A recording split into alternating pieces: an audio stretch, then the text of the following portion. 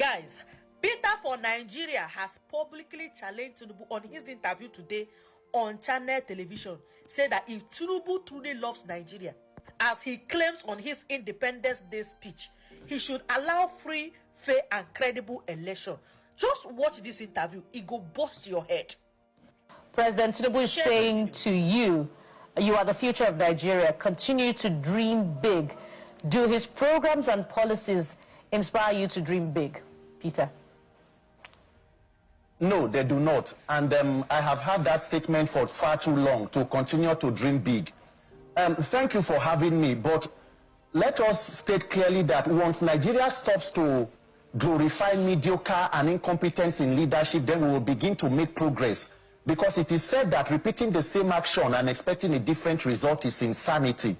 As a young person, when I see governance and the way political office holders conduct themselves, my belief is that Nigeria is being run by businessmen, political businessmen who see the country as cities, as customers for their personal trade, and not people who are necessarily viable for good leadership.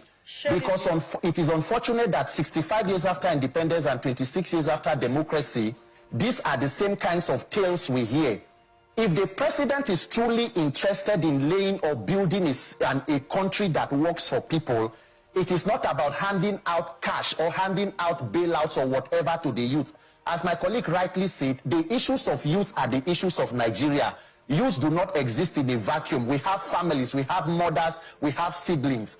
The strength of every democratic nation is in the strength of its institutions. And we must move away from these plethora of talks about trying to lay a foundation for 65 years. How long does it take to lay a foundation and then we build on it? The strength is supposed to be the strength of our institutions.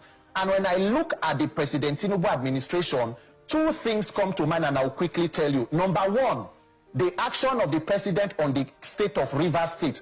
This is not talking about whether the declaration of a state of emergency was right or wrong, but I want to point out how the institutions are crumbling under this administration that claims to be helping the youth.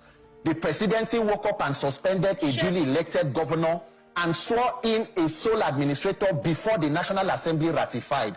The National Assembly, that is supposed to be the hallmark of a democracy for checks and balances, decided to ratify with a voice vote and setting aside the necessary two-thirds majority that should have voted.